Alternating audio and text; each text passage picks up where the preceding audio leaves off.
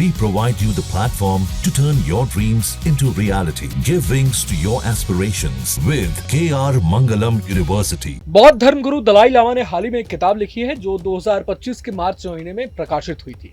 इस किताब का टाइटल है वॉइस फॉर द वॉइसलेस।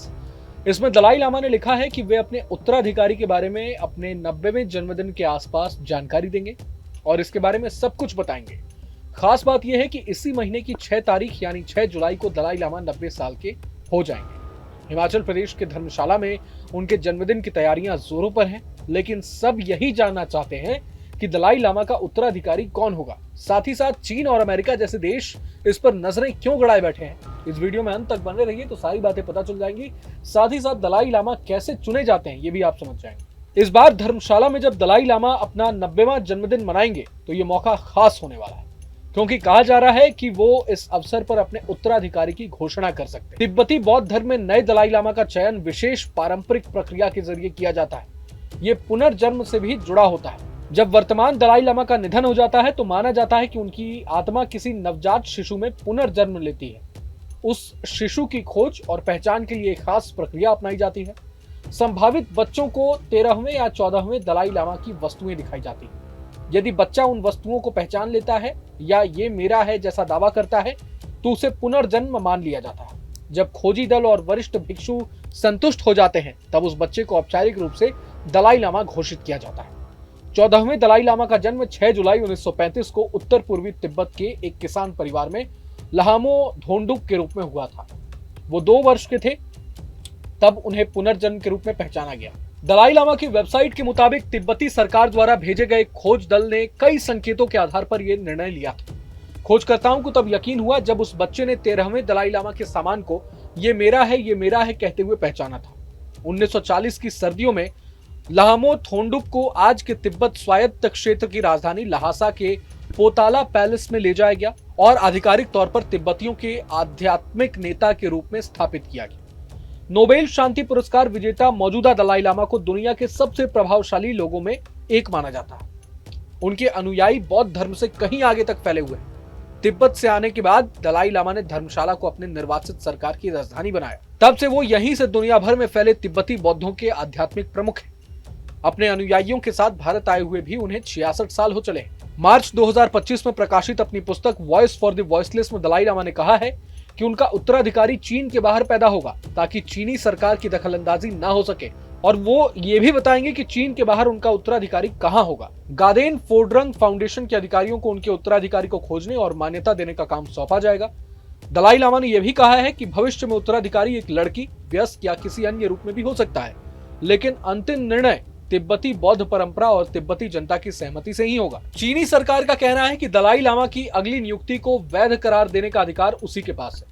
इसके लिए वो किंग राजवंश की परंपरा गोल्डन अर्न का हवाला देती है। असल में ये एक लॉटरी प्रक्रिया है जो 1973 में लागू हुआ था, जिसके तहत पुनर्जन्म की मंजूरी दी जाती है। चीन को इस बात की भी गहरी चिंता है कि अगला दलाई लामा अगर चीन के बाहर, खासकर भारत में खोजा गया तो उसकी मुश्किलें बढ़ जाएंगी। वो न सिर्फ इस प्रक्रिया की वैधता को चुनौती देगा बल्कि ये भी उजागर करेगा कि तिब्बती आध्यात्मिक मामलों पर चीन का नियंत्रण बेहद सीमित है। गौरतलब है कि भारत में दलाई लामा की मौजूदगी नई दिल्ली को कूटनीतिक बढ़त देती है। भारत में 1 लाख से अधिक तिब्बती बौद्ध रहते हैं जो वहां अध्ययन और काम करने के लिए स्वतंत्र हैं। हालांकि दलाई लामा की भारत में मौजूदगी चीन की आंखों में हमेशा से गड़ती रही।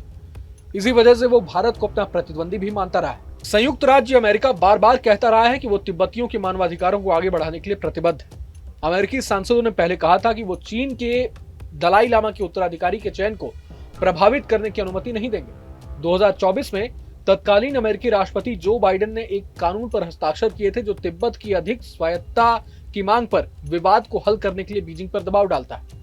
पश्चिमी देश भी दलाई लामा से काफी प्रभावित है। उन्हें साल 1989 में नोबेल शांति पुरस्कार से भी नवाजा गया था। अब दलाई लामा के जन्मदिन से पहले धर्मशाला जो है वो वहां जश्न की तैयारियां जोरों पर है। ऐसे में वहां दुनिया भर के कई नामचीन हस्तियां भी पहुंच रही हैं। योग गुरु स्वामी चिदानंद सरस्वती ने भी इस मौके पर वहां पहुंचकर दलाई लामा को लेकर काफी कुछ कहा है, उनकी काफी तारीफ भी की है। ये आप जरूर सुनिए। I think it's a great celebration. To me it's a green celebration. Dalai Lama ji is a blessing to the world and his message is very clean, clear and bold that we are here on this earth to be in peace, not in pieces. How we can make this world a better world, not a bitter world. हम लोग आज देख रहे हैं कि पूरे we are seeing the wars everywhere, but his clear message is not war but the peace. Peace is the way, love is the way, compassion is the way. समय आया है हम पूरे वर्ल्ड को ये मैसेज दें, और यही हमारे देश के ऑनरेबल प्राइम मिनिस्टर का, श्री मोदी जी का मैसेज है कि शांति, अहिंसा, हिंसा नहीं, अहिंसा इज द वे, वार नहीं, प्यार is the way, love is the way, healing is the way, help is the way, and His Holiness given always this beautiful a green message. And we celebrate together here 90th celebration. I think it's not here only in Dharamshala. This is the blessing to the world. I think it's a great celebration. To me, it's a green celebration. Dalai Lama Ji is a blessing to the world. And his message is very clean, clear and bold. That we are here on this earth to be in peace, not in pieces. How we can make this world a better world, not a bitter world. हम लोग आज देख रहे हैं कि we are seeing the wars everywhere, but his clear message is not war but the peace. Peace is the way, love is the way, compassion is the way. समय आया है हम पूरे वर्ल्ड को ये मैसेज दें, और यही हमारे देश के ऑनरेबल प्राइम मिनिस्टर का, श्री मोदी जी का मैसेज है कि शांति, अहिंसा, हिंसा नहीं, अहिंसा इज द वे, वार नहीं, प्यार is the way, love is the way, healing is the way, help is the way, and His Holiness given always this beautiful a green message. And we celebrate together here 90th celebration. I think it's not here only in Dharamshala. This is the blessing to the world. I think it's a great celebration. To me, it's a green celebration. Dalai Lama Ji is a blessing to the world. And his message is very clean, clear and bold. That we are here on this earth to be in peace, not in pieces. How we can make this world a better world, not a bitter world.